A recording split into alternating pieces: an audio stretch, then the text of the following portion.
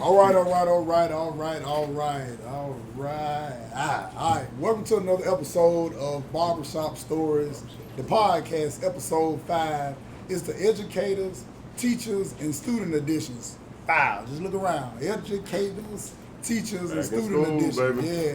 So we're sitting here with an educator, Brother Humes, right here. I think he retired or he sneak up there from time to time. I'm comedic narrator, haircut, slanger, Bennie Mac. Sammy No. And that's Sammy No Nose. And who are you, ma'am? I'm Bennie Holmes, and I go to Ramsey. DLT Strokes, and I'm going to attend the Clay Chalk High School. Okay. What's your name? Kirsten and I go to Yeah. Stand up for me. Stand up for me. Just look in the camera right there and tell me who you are. Kirsten Holmes and I go to WJ Christian. Okay. And you, ma'am? I'm Aria Hyman. And I go Okay. Come on, look. Yeah, they're a little shy, but it's all good. It's all good. But yeah, today, we wanted to do a special episode because for a lot of students, a few of them already started Monday, but Birmingham City School starts tomorrow, which is August the 8th. So we wanted to do a special edition and just talk about, going back to school, being prepared to go back to school, how the students feel about it, the uniforms. A lot of the schools took uniforms out of school, talking about all the supplies they gotta have, all of the registration fees, Yeah. and we just want to just talk about it, because people that don't mention it, but we are Barbershop Stories, episode 5. So, what's been going on, Brother Hume? Don't know it, man. Don't know it. You don't know it? Well, we're going to know something in a minute. We're going to know something in a minute. We're excited to have you on. We appreciate you accepting the invite. Appreciate it. We got another teacher that's coming in as well. She's coming from the Birmingham City Allison. School. Yeah, old Allison Sanders, super duper playwriter, educator, and watching for children. You know what I'm saying? So we think that's special in itself because it take a lot, to deal with other people's children. It take a lot to deal with your own. So Gotta be a special person. So what to do, Hume? I know you retired, but you excited about school starting back? I am. I am. I have all the faith in the new superintendent that they have. I've seen a lot of progress. And she means well, and she's doing the best that she can with what she has. I know that the teachers have been through workshops, and also during the summer they've taken workshops to enhance their teaching abilities. So I'm looking forward to this year. I have all the faith and respect for all the teachers and administrators out there. Okay. You work closely with any of them still, or? Have a lot of the teachers that I keep in touch with. Some of the teachers are former students of mine, and so that's pretty amazing to find out that one of your former students is also a teacher. I have Taking several on the teachers. profession. Yeah, I have several teachers that teach over at Ramsey. Okay. That used to be mine, so it's good to see them in the teaching field. Yeah. Okay. We had a couple of them we reached out to. They had other engagements. We ain't mad. We hope they watching though, checking out the show, Okay. Well, let me ask you this. As far as with, a lot of people talk about how bad the city of Birmingham schools is. Is it as bad, or do you see it as bad as they say it is, or is it just rhetoric off a couple bad situations that people just ran with? It's just a bunch of rhetoric. Mm. Technically, Birmingham systems isn't any better or any worse than the white systems over the mountain. Mm. Because when you're talking about teenagers are going to be teenagers no matter where you go. Yeah. It's just that in certain areas, it's just more hidden than in others. And then also when you have a large public school, they're always going to focus on you, especially if you're predominantly black. Let's be serious. That's, yeah. We ain't So, gonna deny that. and we have good examples. Ramsey's a good example of, y'all have the IB program over at Ramsey. So, and they're producing a lot of scholars. Huffman High School is doing well with Dr. Lyons and all. Okay. And that's just not, I just know of those two high schools, but I know that because of those high schools being a part of Birmingham City, I know that all the high schools are going to do well today. And we just need for the parents to get out, to register their kids, because that's where we get our funding from. Mm-hmm. And then First, so that funding comes in that first upon day, registration, The like first during day. the summer when they register, or the first day of school. first day of school. that first day of school, when they take the roll, that's when people know exactly what's That what. first roll that That goes first in. roll. So it's extremely imperative that parents get their kids enrolled. I know that parents are busy, but you had the entire summer to get your kids enrolled. It's easier now than what it was when I started teaching in '88. They're giving you more time to come in. And then also I know for a fact that Ramsey has certain days that, what is it, the freshmen, juniors and all that classes, they come in, they register. 9 times out of 10, if you're a senior, you're already basically registered, aren't you, over at Ramsey? Well, we still had to go, sometime last week to still pick up our schedules and make sure that we had everything. So, I mean, the high schools are doing the best they can. But if you don't have the bodies there and you know that the bodies are coming, well, don't complain. Now, they were saying something about these Title I schools. Explain that Title Yeah, I. explain. I know you're about I've to heard speak that on it. term. But yeah, I was about to ask you the same thing. Speak to what exactly is Title I? Title. They have classified and put titles on certain schools that because of certain grading, if you didn't pass this or if you didn't meet a certain requirement and all, they've labeled this school a certain way. And so if you're a Title I school, you can transfer to that school if your school doesn't meet certain requirements, which I have a problem with. I've heard that thing. Yeah. So, If but your school has, like, I've heard people say in the instance that your school is a failing school, you can switch schools Right. to another district that you're not zoned in or something Right. like that. But Are it's on those a schools limited- Title I? yeah, but see, it's on a limited transfer though. And parents don't seem to understand. It's limited with how many transfers you're going to have. Just because you ask for a transfer does not mean you're going to get a transfer. So they only allow a certain amount of students to transfer Right, per right. year, or Well, it's based on what the district comes up with. What is your limit? What do you decide is your limit for that school? Okay. How many kids are you going to let out of the school? How many kids are you going to allow to enter a school? control their number. Control the numbers. Okay. So it's just I just hate titles. I hate titles. Period. So for you to label this school as failing, why is the school failing? Well, what have you found the source of why the school isn't failing? There Well- has to be a reason. Is it that because who are you blaming? Because they always like to play the blame game. Who are you blaming? Fingers gonna get pointed. Yeah. So who are you blaming for this school failing? There has to be a reason why this school is failing. Now, is it the teachers? Is it the parents? Is it the administration? Is it a combination of everybody? Is it the community? What is it? Because when we were in school, the community was part of our school. Everything in that community we were a part of. Our church was in that community. Where we went to buy groceries was in that community. So, people were saying that we need to get back to community schools. We do. It'd be nice if the community had more to do with the school and the activities that go on around the school, Right. especially supporting the kids and all the extracurricular things and the arts and the sports and of course the academics. You need support in bringing in resources to help out in class. Right. Kids need different things for projects and stuff.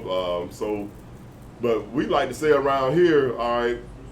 Just not to switch the subject so much, but we're gonna stay on the line of resources in school. We like to kind of think that, when you pay taxes, property taxes, different taxes, that okay, not to say that everything is done under that, but doesn't taxes cover most things as far as expenses go with school? Depending. Well, hold on, two-part question. What he said, and also, how did we get to a point where students got to pay to register for school and supply a school with the stuff like tissue paper towels and all that? And it's a business. So, yeah. You know what I'm saying? How did from '88 when you started teaching? I know that didn't exist because I was in No. school at that time. No. How did it get to that point? Like I said, and we pay taxes. We don't get teachers don't get stipends no more. Now, No more. when I started teaching in '88, all the way up until when I started over at Huffman, 2 weeks before, after Dr. Glaze got there, I always had a stipend. It was either between $75 and $100 that went into my classroom. But then because of cutting. For resources for the class. For the resource, but because of the resources being cut, we weren't getting those anymore. So we had to go to another way of getting what we need, especially if in kindergarten.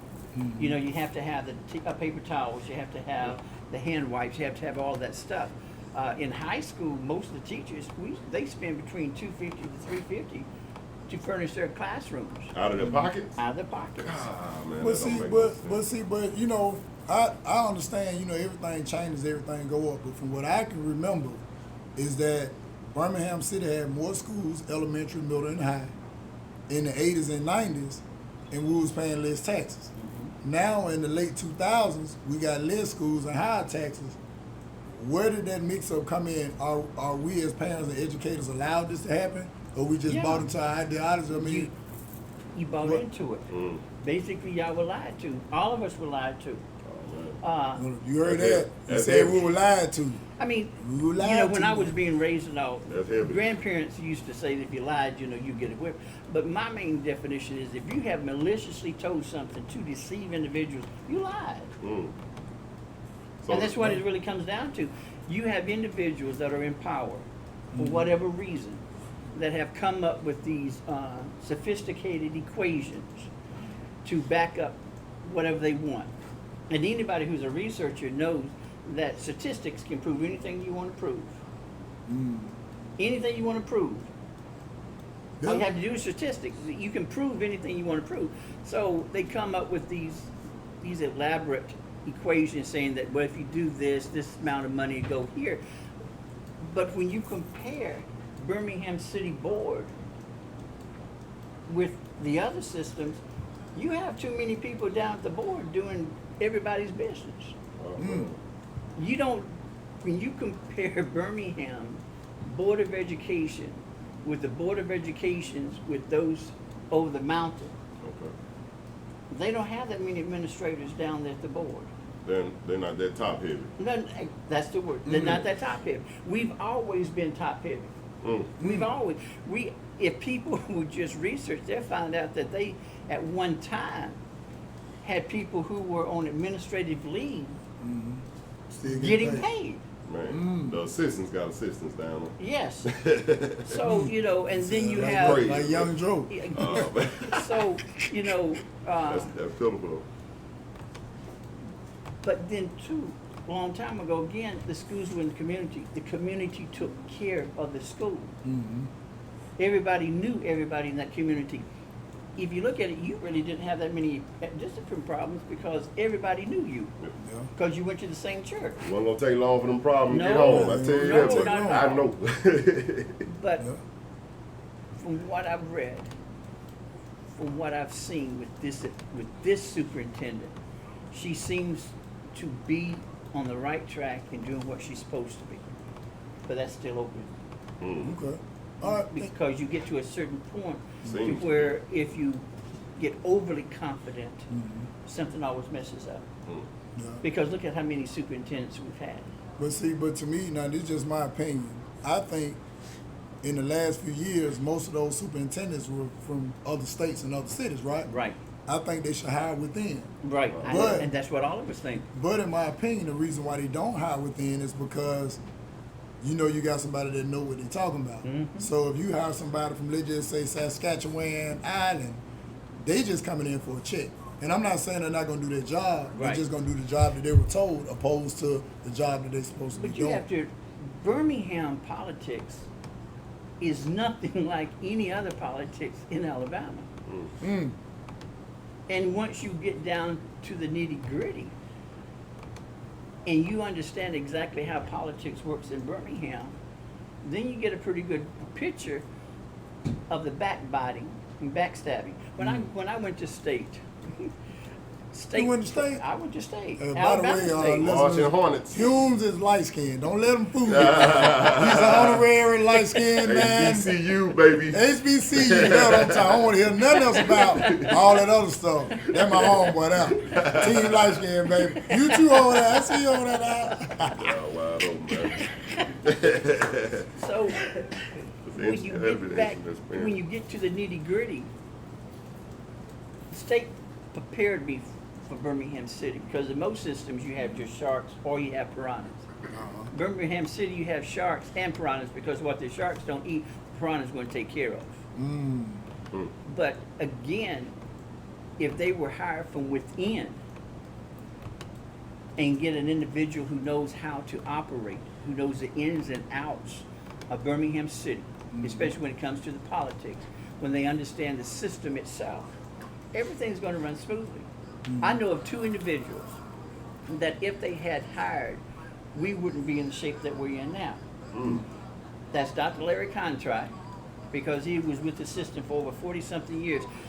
You can say whatever you want to, and there's some question. But anyway, when it came to the system, Dr. Contract knew the system. Dr. Bell, Mayor Bell's wife, Sharon, Dr. Bell knew the ins and outs of the school. They were student orientated. I feel like Elvin Maddox wasn't a bad representative, but you know he got railroaded for various reasons we ain't gonna really elaborate on because he's not here to speak up for himself. But I think Mr. Maddox, you know, had been in the school system. I went to school with his daughter, graduated with her. She finished the top of our class.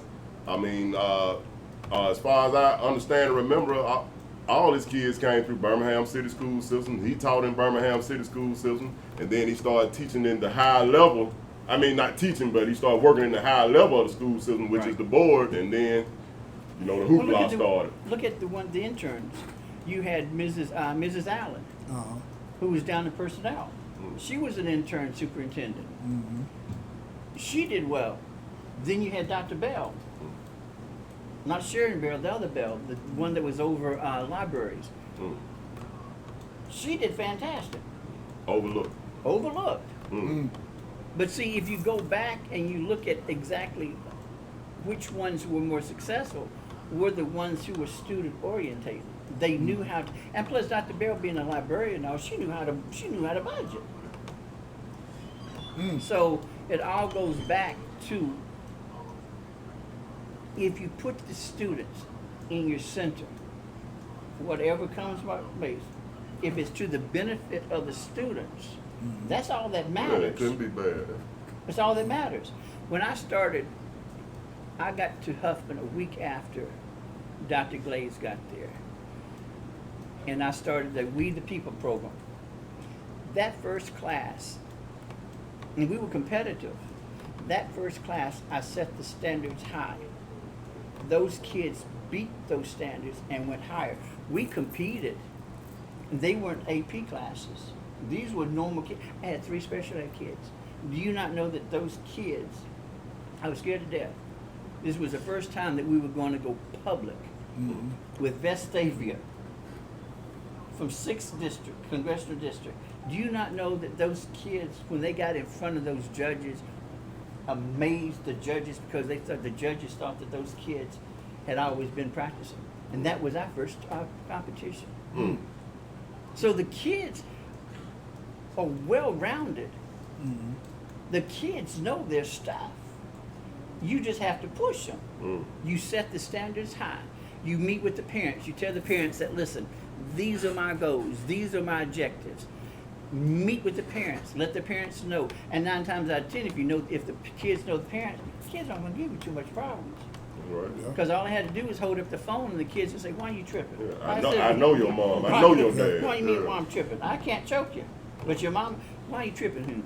They know I ain't gonna call, lying, or telling no stories on it. Yeah. So it's a partnership between the parents and the teachers, because I can't do it by That's myself. real, yeah. And then, and then being a white male, and if you're the first white male that ever taught those students. Who white? Who you talking about? When I first initiated. Okay, So, you first. I had to introduce myself because I was one of 2 white males over at Lincoln Middle. Okay. The other one was Coach Simmons, and he had been there forever. So I had to visit Smithfield. I had to visit Ellerton Village. I had to go to Druid Hills. I had to go to Loveman's Village. Now, half of these places I didn't know I wasn't supposed to go to. I hear you on that. But my kids Some were of in we those can't go places. And I met with the parents. I never, till this day, I never had any problems with any of my kids' major problems because the parents knew me. Mm-hmm. And they knew me, they knew that they could call me. Yeah. And that's what the system needs to go back to. And I think they knew you cared something about them too. And see, because- Don't treat them foul. See, Yeah. kids, you can't fool a child. That's right. Yeah. A child knows if you're there for the check, if you're there for them. It has to go back to being student driven. I think that the superintendent that we have now is trying to do that. Now, of course, when you're rocking the boat and all, you're going to have some people who want to Get rid of you. get rid of you. But if they would just let her do her job, if the board would be on board with what she's doing, and then two, if you know the individual that represents your district that's on the board, you need to have a certain rapport with that individual so that way that individual know that I'm watching you. Yeah. How many times have you visited the schools in your district? How many times have you gone into the schools, not passed by the schools, that you've gone into the schools, and how many student activities have you participated in? I'm not asking you to go to every football game. I'm not asking you to go to every assembly program, but have you even visited the game? Be in touch. Do the kids know who you are? Yeah, that makes sense. Same way with the people that's in your district, the superintendents in your district. Have they had meetings with the parents? Parents have concerns. You got a lot of stuff going on. And if you don't let the parents know what you're doing, with that being your child, you're not going to be ready for it. Yeah. That's why I had to meet with the parents. That's why I had to introduce myself to the parents and tell them that these are my objectives. This is what I expect out of them. Do you agree or not agree? If we don't agree, well then what can I do for us to be on the same grade? Working Yeah. together. Working together. So they made it easier for the kids to be enrolled. We need the money. So the kids need to be there the first day. If you're asking for a transfer, put the child in the school and just wait for the transfer if you get it. Because if the child's not there the first day, then something. The funding. Also, not make there. sure that the parents or the teachers have a way of communicating with the parent. Over at Ramsey, you have several teachers that have their own websites, right? That they send out the homework and stuff like that. We have a Moto, is that what you're saying? Right. Okay. We have that. So make sure that, and also do you still have that system to where the parents can pull up your grades and all? We have chocolate. That's it. So that's a way of keeping in touch with exactly what your kids are doing. Exactly. Don't wait for a progress You report gotta to ask go nobody. home. Yeah. Make sure you are in touch with the parents. Make sure the parents are in touch with the teachers because it's a partnership. That's true. Make sure that make sure that individuals know you who are in positions and know that, because see, one thing with Birmingham, you cannot be prim and proper in Birmingham. Squeak, the loudest will. And you got to let these individuals know that this is my child. I know what my child can do in most cases. I'm here for my child. But also, just like I used to tell my kids, you have to keep in mind, you are a young adult, you're not an adult. You can't handle me. Your parent can handle me. And just like I used to tell my god kids, if you have any problems or any concerns, you come to me first. I will handle the situation. But if you handle the situation, well then I'm out of the situation because you're grown. It can go either way for you now. So it's a partnership. We have to do whatever it takes to do to make sure that our kids are prepared for whatever comes out there. I'm confident in the teachers. I'm confident in the administration. I'm confident in the board that we have now. Okay. But you have to be active. And I know things haven't changed. Our parents worked 2 jobs. We were called latchkey kids. We knew that we had to go home, we had to do the chores, we had to do our homework, and we better not let anybody in the house. I had a kid in 1st grade. See? So it's the Walked same home, way. went in and stayed in That's until somebody it. grown got Cooked and there. everything. Exactly. So from my standpoint, from an outsider, I have every confidence in the world that this is going to be a successful year. But it's a partnership again between the parents in the school. Okay, well, let me ask you this and speak to it. So we ask some of these students some questions too. The uniform, did you think that was necessary for them to implement uniforms? And also, with them implemented, do you think it was necessary for them to take it out? Because see, once you implement something, people kind of get used to it, whether it's for finances or whether it was because of a look or whether it was because they felt more comfortable in it. Around about Then I'm 25 asking- years, I'm asking close to you 25 to- years they was around, Right. since what, 96? 96. Now, Yeah, see, because what I is it? graduated in 95, we didn't wear them. I started in '88. I think in '89, that's when the gangs became focal. That's when I had Crips, Bloods, and Disciples. And then later, then I had Viceroys and something else. And then after that, that's where what I call the backyard gangs, those individuals who couldn't get into what I call the major gangs. They want to get beat Backyard, up. yeah, They yeah. just didn't want to get took So- over. That's all that was. I think in '89, They want to '90. get took over. Wow. Yeah, oh, yeah. That's when the idea of the uniform started because, see, I had 2 kids murdered. I had one kid murdered, George, and George was known to wear all of his gold. He had gold bound, and they found him on a railroad track, and they snatched his gold. I had another student killed because of his tennis shoes. So back then it was necessary. Now, Tennis. I think that if you are in K through, let's say K through 10, you need to be in uniform. But I think that if you are in the 11th and 12th grade, I think that the maturity is to the point that if you're in the 11th and 12th grade, you should be able to choose whatever you want to choose. You'd be surprised, 9 times out of 10, the kids are so used to wearing the uniform, they're going to go to the uniform because over at Huffman, we have dress down days. My kids would go to the mall and buy brand new clothes, dress down. But any other time, they would wear the uniforms. So K through 10, I think that you should have uniforms. I think it's easier on the parents. Kids don't have to worry about anything. 11th and 12th graders, I think it depends on the school itself.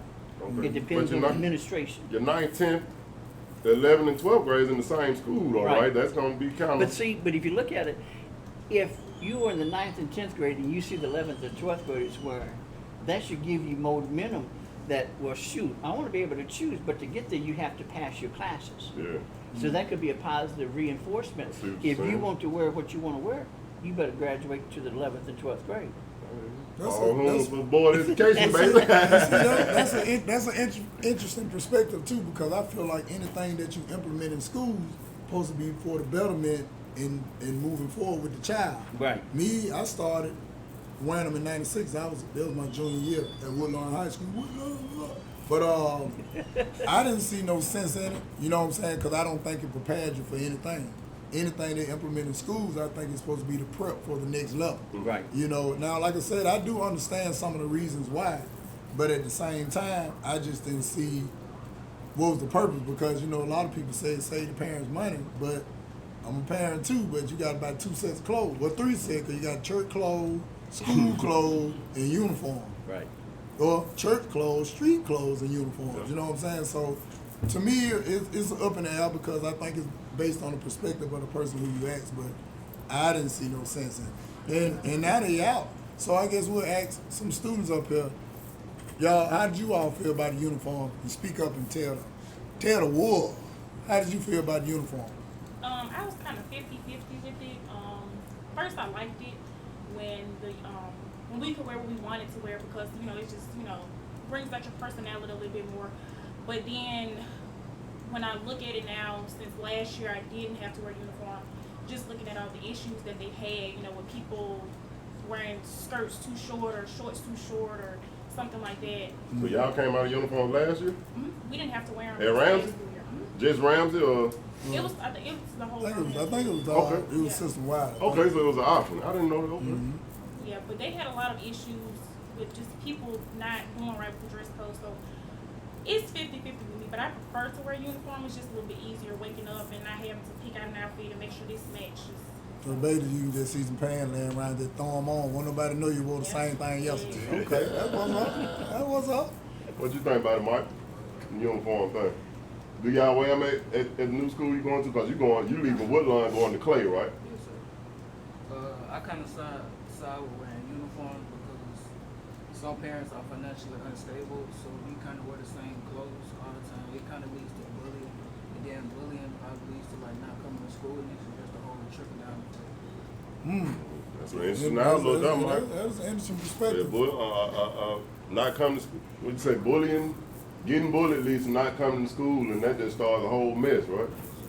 Yeah, man, that's serious, man. Well, we got another educator in here too. We got 2 more children back there. If they get up here and talk, it'll surprise me, chicken boo.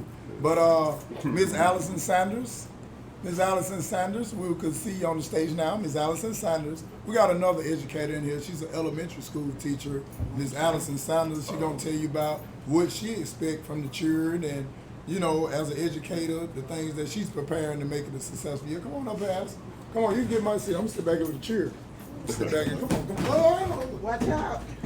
All on camera, Beyonce. just playing it out there. Just playing it out real quick. What's going on, Miss Allison? Hey, how you doing? Mustang Elementary. Yes, I have not even gone home today. I almost thought that was a J.O. shirt. I was going to say, you sat tripping. No, we still have some teachers who are out there at the school's house, at the school's house, working. You already know about that, don't you? Yes, ma'am. And I left at 7 o'clock, and there was still some teachers left in the building trying to prepare. A few of them did say they had to work tonight when we reached out to them. Yeah, I so, started to say that, but a few of them I did didn't say want to that. let, the podcast We love you. down. We love you out there. Right. Hope y'all watching. Right. What I would say for tomorrow is we prepare for bright eyes and young minds. Make sure that they're prepared tonight. That they have plenty of rest. Don't let them have that summer schedule. Make sure they have their clothes ready. If you're going to prepare breakfast, get up early enough for them to have their breakfast. And also, of course, tomorrow people will still be trying to get registration completed, so it's going to be hectic tomorrow. We need our patience. We need our parents patient tomorrow. Okay. So that we won't have any outbursts or it won't be hectic. Know that you're going to be there most of the day. Yes, you will. Whatever it takes to get our children enrolled, that's what we have to do. I just told you had all summer to get registered, so you better come in that patient tomorrow. Anybody got time to be talking about some what you got to do and all that, and you done had all summer. That's now it might be right. extensive reason, you know what I'm saying, extenuating circumstances why parents hadn't got kids enrolled. We understand that, but for y'all that had time, that's what we talking about, man. Be patient when y'all go up there dealing with people, and you know, respect. You give respect, you get it. That's right. Yeah. That's right. And then something else that I would add is that make sure you keep a consistent schedule, because children like stability and they like consistency. You know, you can't just 1 week, the first week of school, the second week of school, your own schedule, everybody on time. Then the rest of the year you winging it. We don't want that. We want you to keep them on schedule. Make a schedule out if you have to for your household. Make sure Johnny, Bobby, and Sue, everybody know what they're to do, what time they're there to do it. Make sure they're responsible, get their own clothes out, unless of course they're little kindergarten, but kindergartners can do things too. I teach kindergarten, I know. Now, I heard your name, people. What about do the Ray Ray? What you gonna do? And I understand I've had some Ray Rays and some Bobos and Peanuts. But they can do the same thing. They have to have consistency, not only at school, but at home. And that would help. Have a schedule for everybody. I remember when I was coming up and there were 3 of us in the home, I knew what day I had to vacuum, wash the dishes, and you know you're supposed to clean up your room every day. I knew I had to have my clothes out. Of course, for girls, you know, we might wake up and say, I don't want to wear that. So you do understand that, don't you? What Renee just said? Yes. So other than that, you know, make sure you're consistent. If you have a problem with your parents or you feel like you have a little conflict, handle it responsibly. Don't allow your children to see you in a position where you're cussing your parent out, because you're teaching them by your action. When you don't practice diplomacy. when you don't keep records and do the things that's necessary to keep up with your child, to have a wonderful rapport with the teacher, because the pen is mightier than the sword. That relationship. Yes, Like the and man you just spoke can on. talk really ugly, but when she could consider your child, she won't. When she need those extra 2 points, she won't. Thank you. When you need to be a part of an organization and they need a referral, you won't. You have Straight to from the think teacher's ahead. mouth. You have to be a forward thinker. And the same with your daughters and sons. They have a smart mouth. They don't know how to speak to a teacher. They're walking off from you. They always got something smart to say. The pen is mightier than the sword. You don't have to worry about being a part of the cheerleader team or anything that will come past that teacher's table or past their eyesight. No, I don't think they're ready. They're not mature enough. They don't know how to handle their temperament. Right. And that's something that we need to do, is teach our children problem resolution, conflict, Amen. how to handle that. Yeah. Because that's what's going to allow your child to be a leader. Right. That's what's going to put them in the doors of opportunity that they wouldn't normally have. Sometimes your child is not even thinking about doing something. A teacher would tell another teacher, you know what? Brittany has really improved a lot. I like her leadership skills. You know, there was a situation where she could have fought. She didn't. I think she would be perfect for this program. I think she would be perfect for this ambassadors program, because you can have a child that's very smart, but they have poor character. Poor character in this United States is killing our country. Hello. It all counts. Yes, and if you're easily swayed, and if your child doesn't have foundation, don't get me wrong, when they come into my classroom, I'm going to teach. I'm going to teach you classroom rules and regulations and procedures. But the gut part of you, your conscious, that's what you expect your parents to do. I'm supposed to add to what you've done. There you go. I got you. Thank you. That's what I'm supposed to do. I'm not supposed to extract. I'm supposed to add. And when you have a parent and teacher relationship and it's positive, oh my God, There you go. you can really help that flower to blossom. I still have parents that I talk to today, and I check up on them. Matter of fact, I had one student, I told my parent that I think that she would be ready to write a book. So that's the project that we're working on now. I mean, when you have a wonderful parent-teacher relationship, you have favor. That's it. Thank you. You need favor for your child. Amen. The words talks about favor with God and man. I'm man. I'm also authority.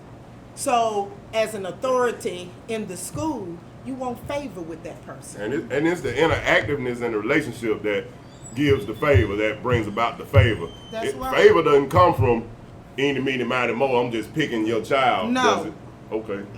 No. It's the interaction and the relationship that you have with that parent, that child, and like you said, the character that child displays as well as that parent that creates that favor, right? That's right. Now, don't get me wrong.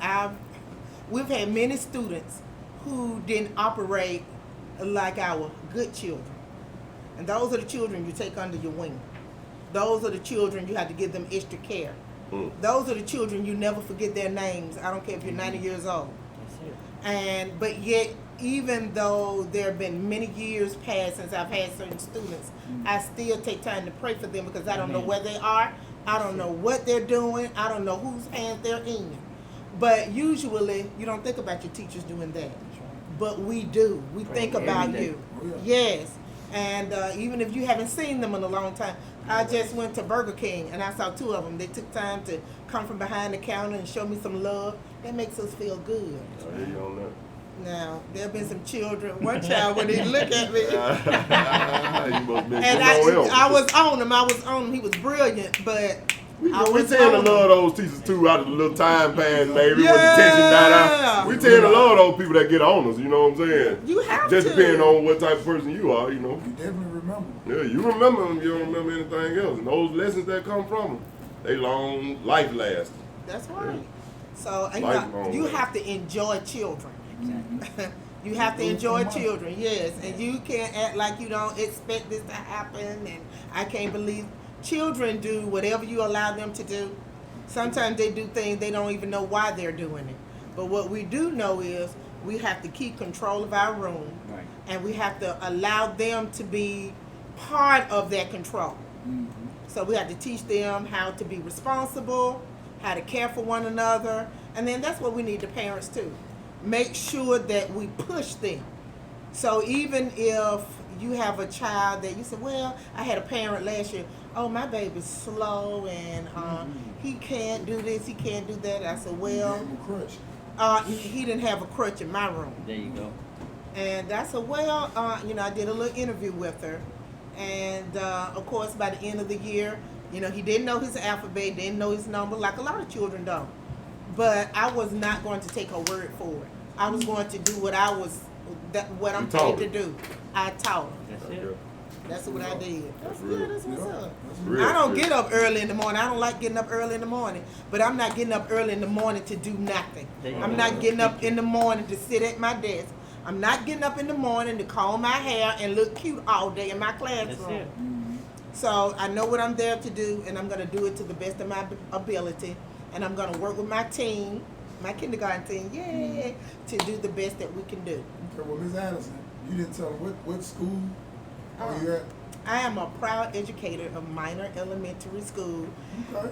Birmingham City Schools. We're sorry. Yeah. Yes, Sorry. under the direction of Dr. Herring, our superintendent. Okay, and then we also got a couple parents out here. You know, if they want to come up, just come in, just wave at the camera. Y'all ain't got to say much, but come on up, parents. You know, because one thing about it, people they don't shout out the parents like they should, because just like they said, you got to coincide with these educators as well as the children, and it's a team effort. So, team, please come forward, please. Yeah. I'm And gonna stand up. I'm a parent too. Come on up. I got. we need our parents. It just wouldn't work without our parents. We love our parents. Definitely. We got Yeah. two There's children our right here. backbone. It's, Our parents, Yeah. yay! Like I said, hey look, hey Bennie, Parents, come on around. Bennie, Huh? we're in the business of children, so as many children as you want to have them. We can't teach without them. Please. I tell you what, we're gonna get these kids involved in, since our parents, they chilling, they still watching, and so what grade are you in again, young lady? You going to the what? And what's your name? Aria, what? Full name? Aria There you go. Samaya Harden. Okay. Okay, you ready for school? Oh, you weren't supposed to say that on camera? Nah. But Children are you might honest. well get ready. She ain't gotta go tomorrow.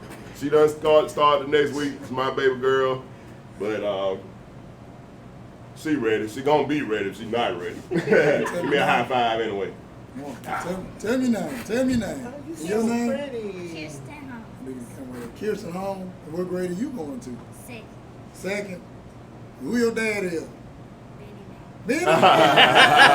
Hey, There's one or two right here, and that's my other daughter right there, Bennie Home. She's a Ramsey student. And then I'm going to let them tell you who they are. You know, before we close out, tell them who. Sit on up. Come on down. You know what? I think they need to give other students a charge.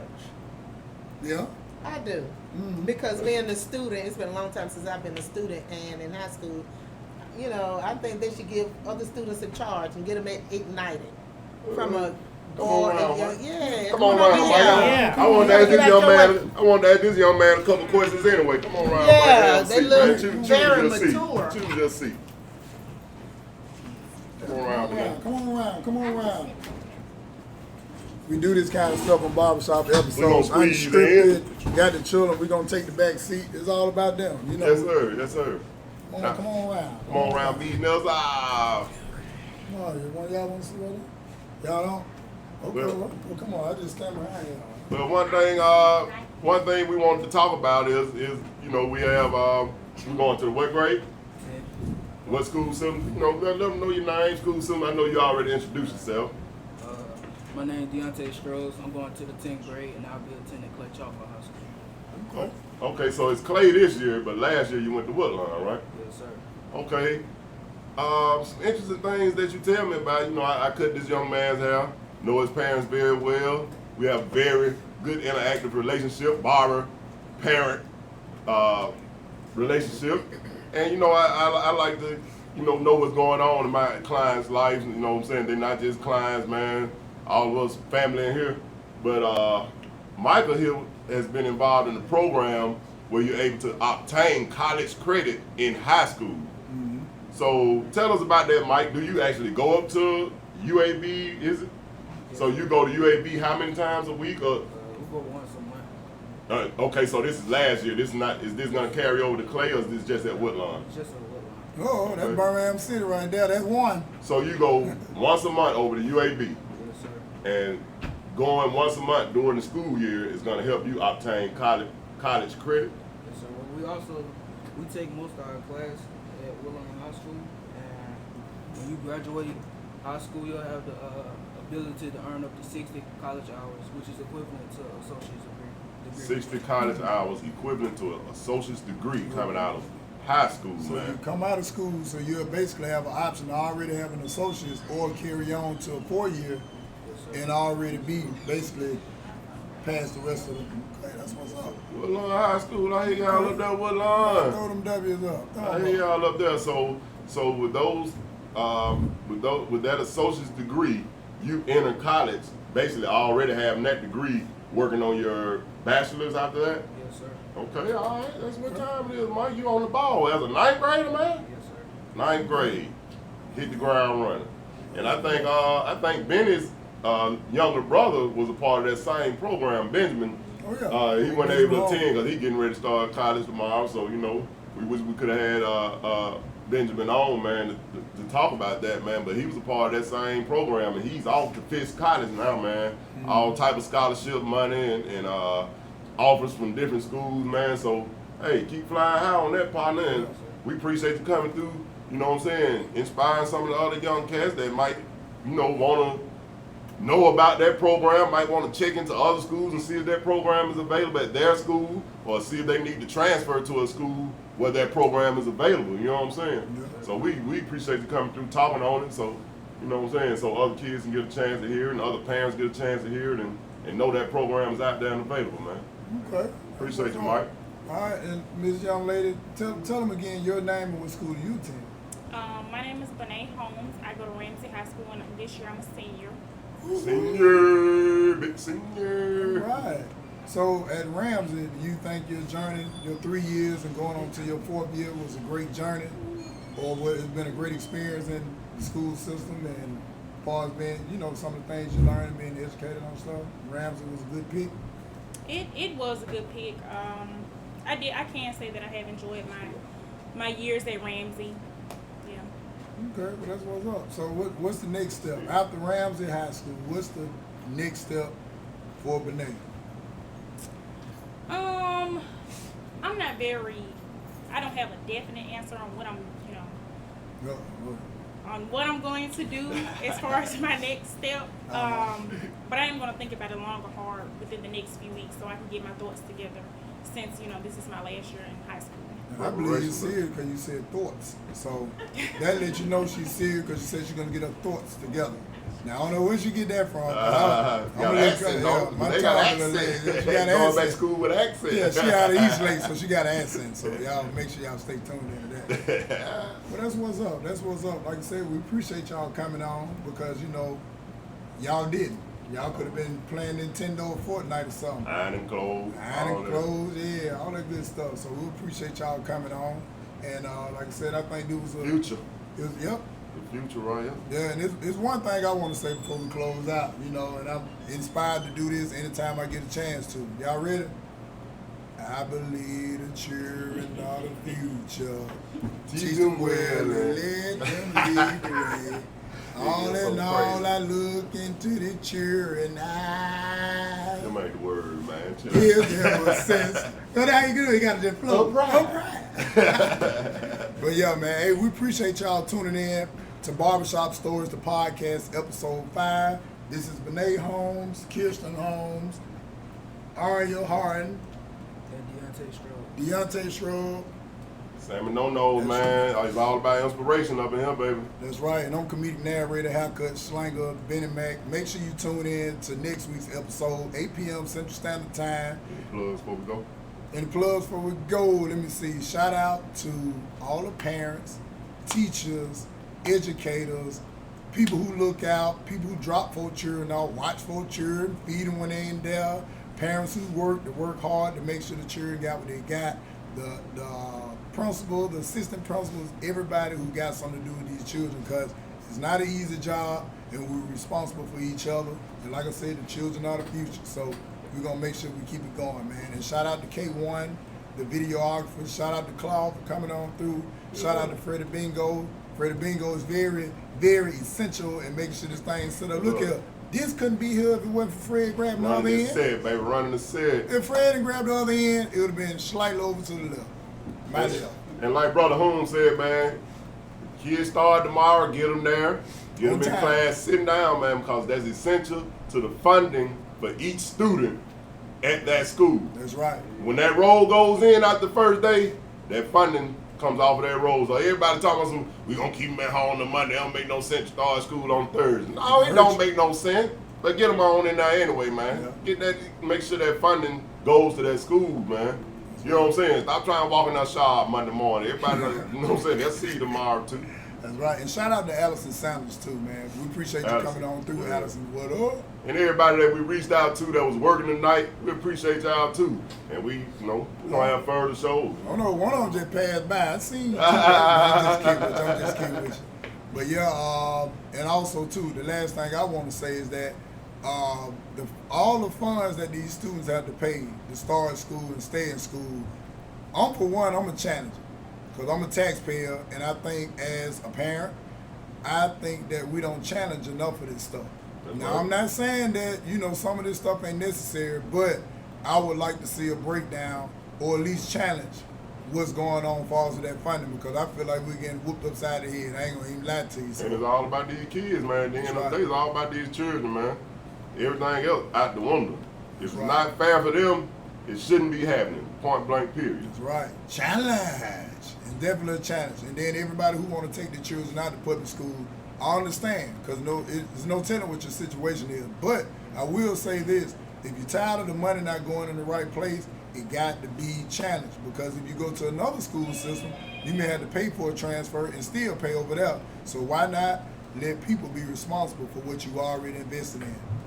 Hey, and that's my final words. Any final words you say?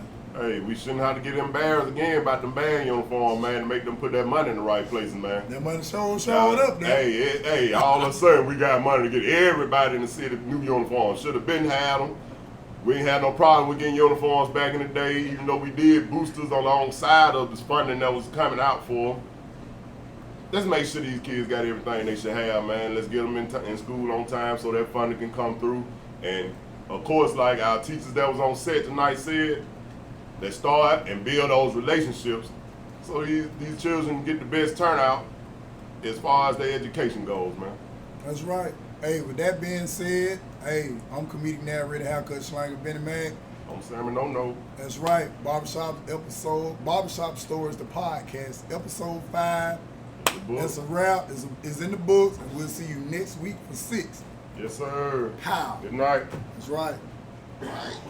Good interview. Wow.